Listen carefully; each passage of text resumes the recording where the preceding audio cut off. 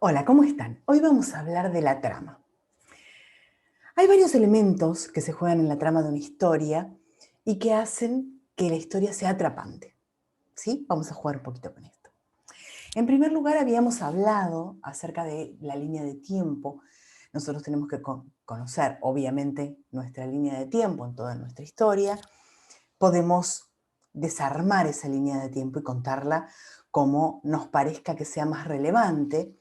Esto le da, el hecho de romper la línea de tiempo y reubicar, le da un ritmo y una cadencia a la historia que hacen que sean realmente atrapantes. ¿Por qué? Porque yo lo que hago es reestructurar mi historia, no en el orden en que las cosas realmente pasaron, sino buscando puntos de impacto. ¿Cómo es esto? Yo busco los puntos de impacto, los puntos más fuertes en la historia de mi personaje y en la historia, ¿no? Entonces, lo que hago es decir, bueno, este es un antecedente, este es el disparador, pasó esto, y finalmente pongo como último elemento el elemento más fuerte de todos. Entonces, voy creando una progresión en la tensión que además, entre hecho y hecho de impacto, yo lo que voy a hacer es ubicar bajadas de tensión. Entonces, estoy con las notificaciones a full.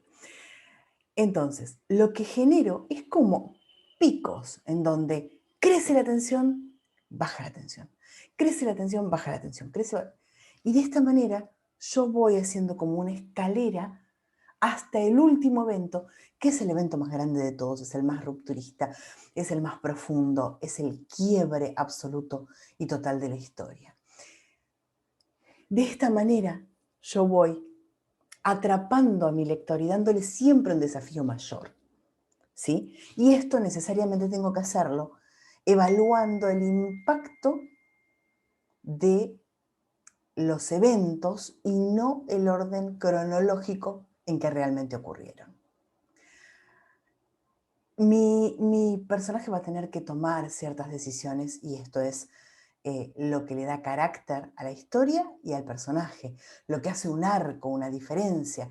Mi personaje no puede ser igual antes del conflicto y después del conflicto, antes de la crisis y después de la crisis, porque si no, no vivió, no aprendió, no se superó.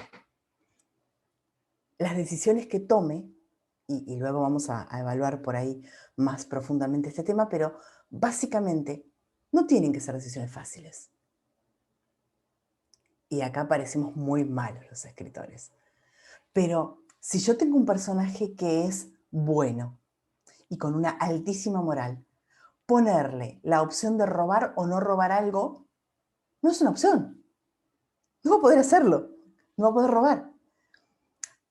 Lo que tengo que hacer en todo caso es ejercer una presión, poniéndole dos, y este es uno de los elementos más fuertes del conflicto, dos opciones buenas, aparentemente igualmente, digamos, igual de buenas, o dos opciones malas y que tenga que elegir el mal menor o el beneficio mayor.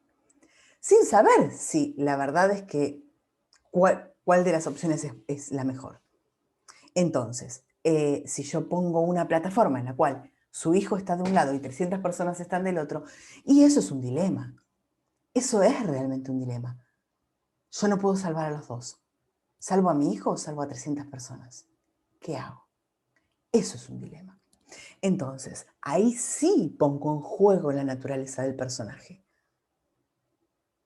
Si yo tengo dos opciones buenas y sé que cuando decida, si me equivoco, dejo ir la otra, y esto es un tema. Cuando las decisiones son negativas, esto está muchísimo más marcado, ¿no? Esto de elegir el mal menor, tratar de evitar el mal a toda costa, sabiendo que haga lo que haga, va a tener una consecuencia negativa.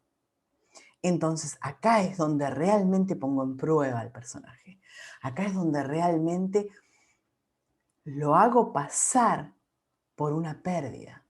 Y lo hago pasar por una pérdida No de manera gratuita, porque evidentemente su pasaje por la historia no será gratuito, porque si no, no cambia nada. El punto es que tiene que haber una pérdida para que él pueda evaluar profundamente su decisión. Cuando él se enfrenta a un dilema, a una decisión digamos, de gran envergadura, él sabe que va a perder. Algo va a perder. Esto no es gratis. Entonces, no es lo mismo comprar facturas que churros, ¿sí?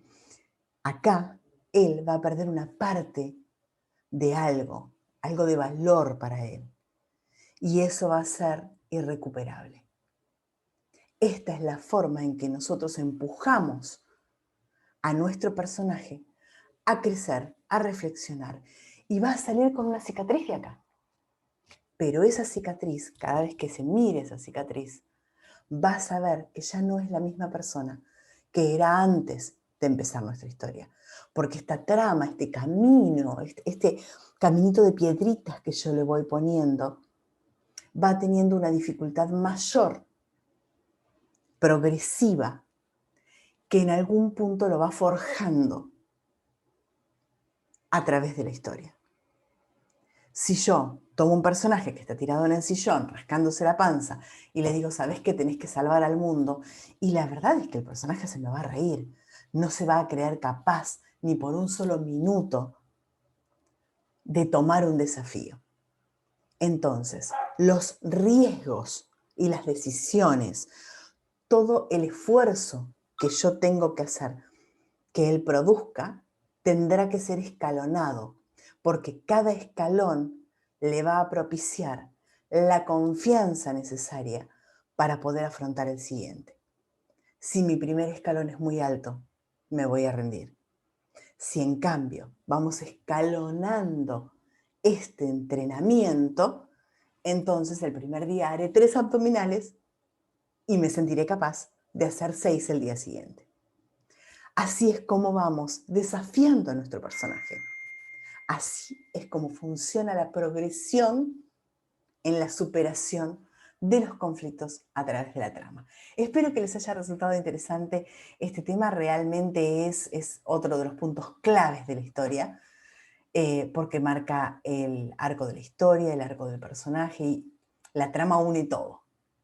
La trama es el camino, es la flecha que me lleva a través de la historia. Entonces, no puedo generar una buena historia sin pensar un poquito las trampitas, la cadencia, el ritmo y los desafíos de la trama de mi personaje y de mi historia. Espero que les haya gustado el video.